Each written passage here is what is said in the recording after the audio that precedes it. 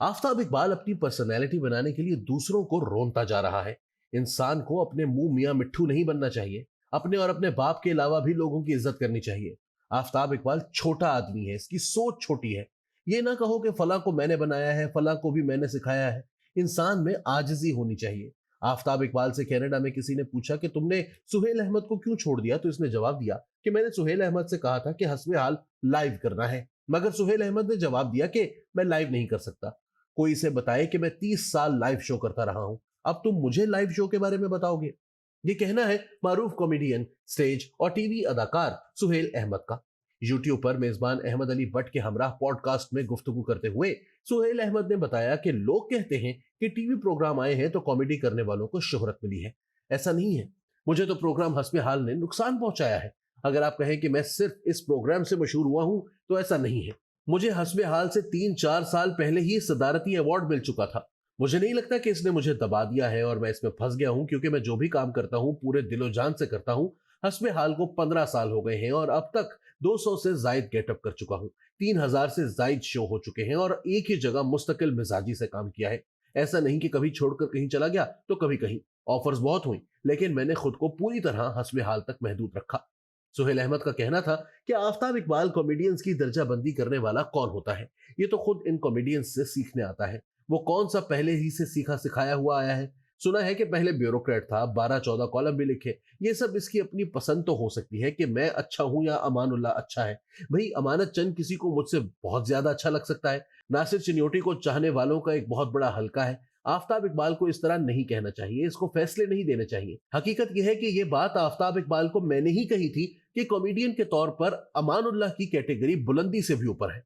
इन्होंने मजीद कहा कि आफताब इकबाल यूं तो मेहनती आदमी है, शो भी बहुत अच्छा है। बेशक वो 11वें महीने में ही छोड़कर भाग गया था। यूं तो बहुत इज्जत करता है और जब भी मिलता है एहतराम से हाल अहवाल पूछता है, लेकिन शायद जज्बाती होकर एक दो बातें ऐसी कह जाता है जो मुझे बुरी लगी।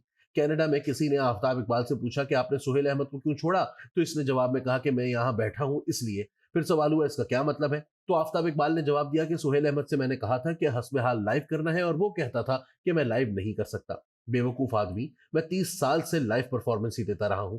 लाइव परफॉर्मेंस का मुझे क्या बता रहे हो, तुम तो बहुत बाद में इंडस्ट्री में आए हो। बस ऐसी बातें हैं जो वो जज्बाती होकर कह जाता है। सुहेल अहमद ने बताया कि आफताब इकबाल ने एक और अजीब बात की। वो गुफ्तगू करते हुए इतना चौड़ा हो जाता है जिस पर मुझे हंसी आती है। मैं इसे शुरू से खोचल कहता था और वो वाकई खोचल है। अभी इसने कसौटी जैसा कोई प्रोग्राम बनाया हुआ है, इसमें इसने शख्सियत बूझने के लिए किसी को मेरे नाना का कह दिया। सब कुछ वो प्लान करके करता है, मैं पागल तो नहीं हूं ना। डॉक्टर फकीर मोहम्मद फकीर, जिसको अयूब खान के दौर में बाबा पंजाबी कहा गया, तुम अपने शो में इस इंसान को किस तरह से डील कर रहे हो। पंजाब यूनिवर्सिटी में उनके नाम की चेयर है और वो यूनिवर्सिटी में पंजाबी डिपार्टमेंट का आगाज करने वाले हैं। सारे पंजाबी सूफियाना शायरों के कलाम की किताबत उन्होंने की थी। लड़के ने पूछा कि शायर हैं, तो आफताब इकबाल ने कहा कि नहीं। इन्हें शायद खबर नहीं कि इनकी 42 किताबें शायरी की हैं। जब कोई नहीं पूछ सका तो आफताब इकबाल कहता है कि हमारा एक कॉमेडियन है सुहेल अहमद, इसके नाना या दादा है फकीर मोहम्मद। ठीक से नाम भी नहीं ले रहा। ऐसे मत करो। जब अल्लाह की छत गिरती है तो बड़े बड़े इसके नीचे दब जाते हैं। अपने और अपने वालिद के अलावा भी किसी को इज्जत दो। ऊपर से जाहिलों वाली बात कर रहा है कि सुहेल अहमद हमारे घर पहली बार आया था तो इसने मिठाई वाला टोकरा उठाया हुआ था कि डॉक्टर फकीर साहब ने जफर इकबाल साहब के लिए भेजा है। डॉक्टर फकीर साहब तो 1974 में इंतकाल कर गए थे। मेरी और आफ्ताब इकबाल की पहली मुलाकात 1980 की दहाई के इख्तिताम पर हुई, तो उन्होंने क्या कब्रिस्तान से आपके लिए मिठाई भेजी थी। सुहेल अहमद का कहना है कि मैं समझता हूं कि मैंने इसको बजा तौर पर ही खोचल कहा था। ये अपने आप को, अपनी शख्सियत को बनाने के लिए सबको रोन देता है। जो बच्चे स्टूडियो में बैठे हुए होते हैं वो अपनी फीस और मुआवजे के लिए वाह क्या बात है की आवाजें लगाते रहते हैं। कभी मेरे सामने बैठो तो मैं तुम्हें बताऊं कि तुम्हारे होठ खुश्क होने कब बंद हुए थे। अपने मियाँ मिट्ठू नहीं बनना चाहिए। मुझे वो लोग पागल लगते हैं जो खुद नुमाई करते हैं। मैं हल्फन कहता हूं, इसमें कोई तकल्लुफ नहीं है। सुहेल अहमद ने कहा कि मैंने अब तक 100 से ज्यादा ड्रामा सीरियल किए हैं। 600-700 से ज्यादा ड्रामे कर चुका हूं। 15 साल से हस्बे हाल कर रहा हूं। मैं तो कभी किसी को बता ही नहीं सका कि हस्बे हाल का कौन सा किरदार मुझे अच्छा लगता है या कौन सा मैंने अच्छा किया है। सितारों से आगे जहां और भी हैं, आगे की तरफ देखो। क्यों वहीं फंस कर बैठे हो? क्यों बच्चों की या जूनियर्स की तज़हीक करते हो? अगर तुम्हारी या तुम्हारे चंद एक लड़कों की वजह से तुम्हारा प्रोग्राम चलता है तो अकेले बैठ के करो प्रोग्राम। अकेले बैठकर अपना प्रोग्राम हिट करवाते। जिस प्रोग्राम के लिए अच्छे कॉमेडियन नहीं मिले, तुम्हारा वो शो फ्लॉप हुआ। अब तुम्हारी पूरी टीम अच्छी हो गई है, तुम्हें अच्छा शो मिला है। मैं क्या हस्बे हाल अकेला करता हूं? कतन नहीं। मैं टीम के साथ हूं। एक बार मैंने इसे कहा भी था कि पानी या चाय पिलाने वाले का भी टीम में उतना ही हिस्सा है जितना तुम्हारा और मेरा है। अगर आप दिल में आजिज़ी रखें तो आपको ये चीजें नजर आती हैं। हमने लाइटमैन को देखा है यूसुफ खान साहब को झाड़ते हुए। किसी की जरूरत नहीं थी कि इनको कुछ कहे, लेकिन सीनियर्स के सामने वो खामोश रहते थे।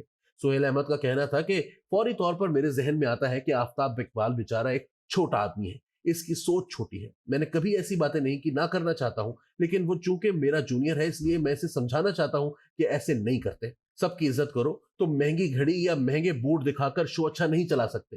तुम इन फनकारों की वजह से अच्छा शो कर रहे हो जो तुम्हारे साथ है।